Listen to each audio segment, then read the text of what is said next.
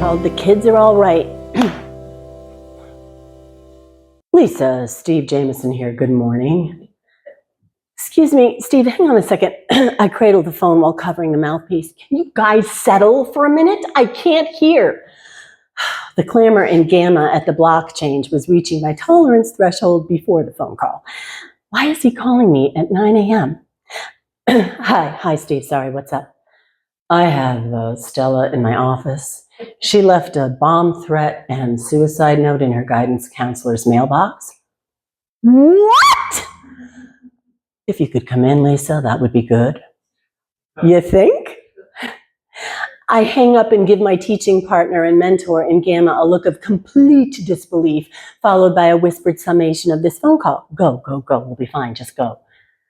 Having your kids go through the same school system you teach at has its advantages and plenty of disadvantages. With a teen wild child, the disadvantages might be piling up.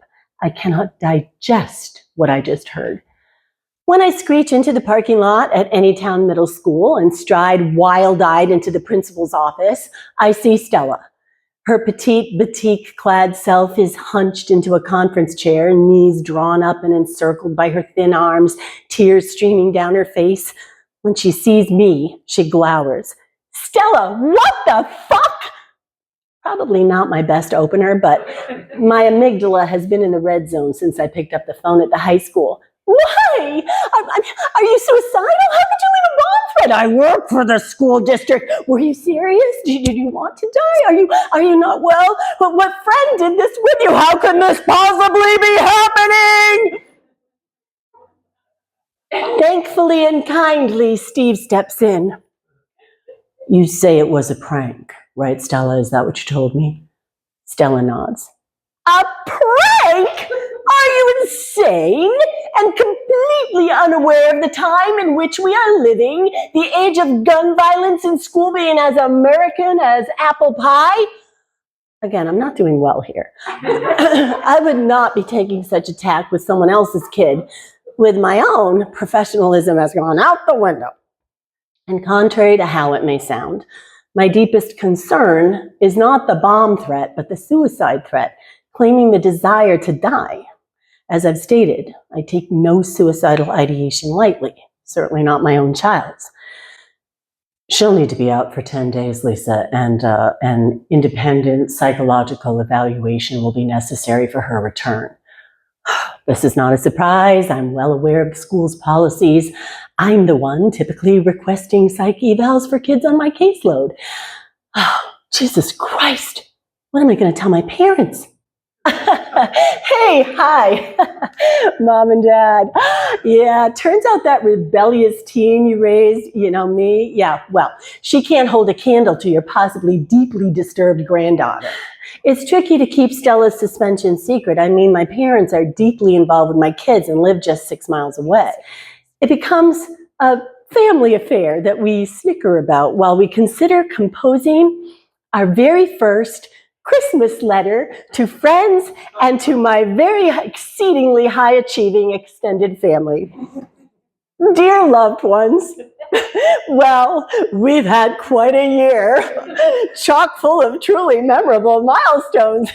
Where to begin? Everything went fairly well at school for the years following, even when she came on up to my school, the high school.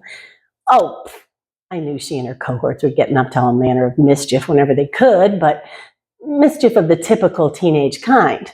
I could relax about her school life. Well, until the incident with the pig.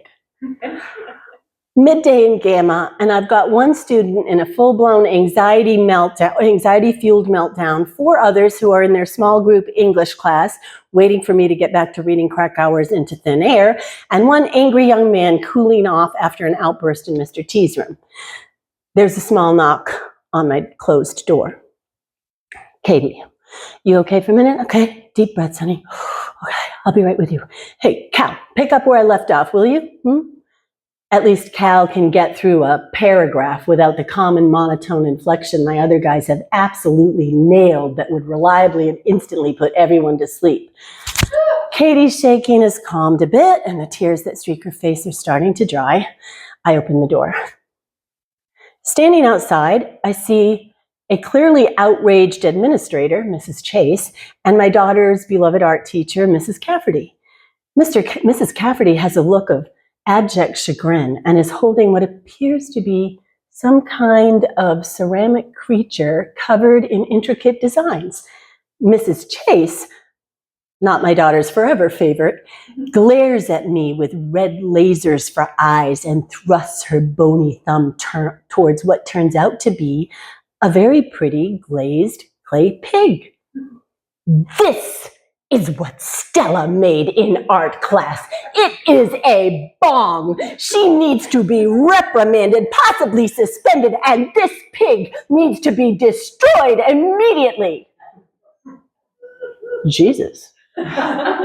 Who knew the school day could revolve so suddenly and poignantly around such an unpredictable porcine predicament? It was a lot to take in. Timing is everything. This couldn't wait till the 2:30 bell. You are aware that I, too, teach in the building? I wish she could read my face. Mrs. Cafferty, on the other hand, Mary to me, is a picture of the meaning of wringing your hands. It's such a beautiful piece of art, Lisa. I can't destroy it. She worked so hard. Mary is clearly distraught. The pig is stunning. Besides its incredibly lifelike shape, its cornucopia of glazes include rose pinks, rusts, cerulean blues, and purples that offset and complement each other gorgeously. But it's the Seurat-like pointillism that covers the little sow in geometric and concentric circles with complex weavings that converge in ways reminiscent of an Escher lithograph that really make it a work of art. Must have taken her 1,000,000 years to complete. She outdid herself, though, with the spiked necklace. Pristine white horns encircle Pig's neck, accenting her stout and glittering cobalt blue collar. Her mouth is open ever so slightly in either surprise or song, whichever best facilitates taking a nice fat toke. I need to take it from her and smash it. We cannot condone making drug paraphernalia in school.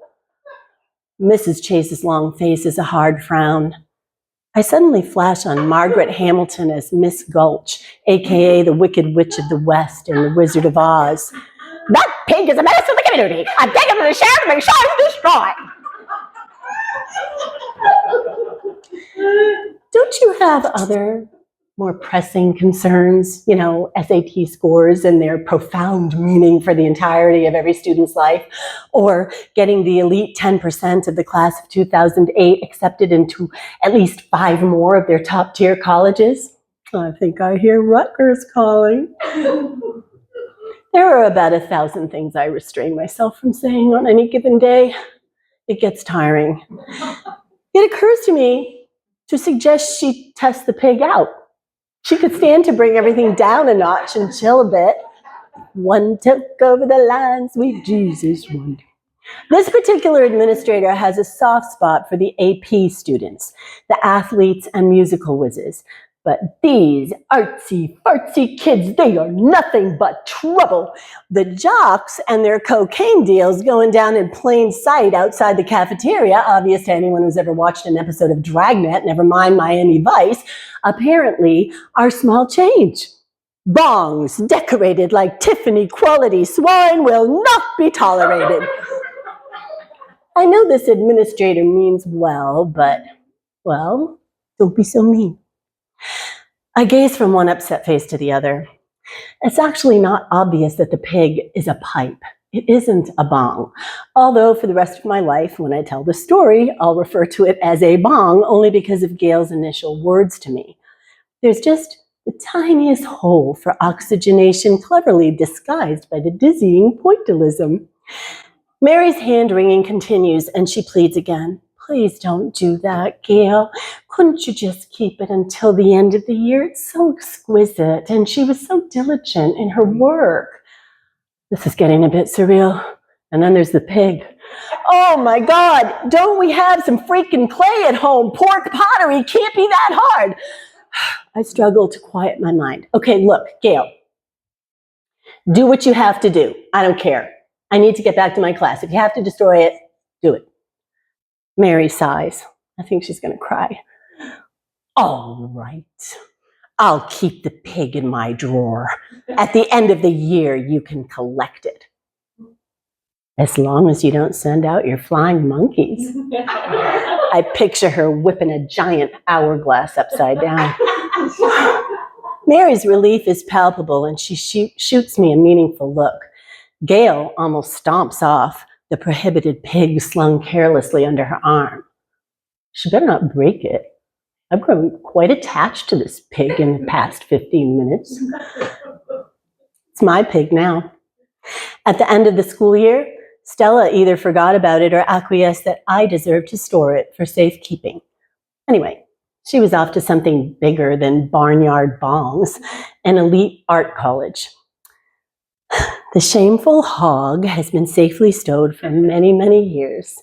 She smiles and sings out to us from her glass china case every day. One of these days, I'll give her back to Stella. We call her the pig who lived, saved by the beloved art teacher who cared. Thank you.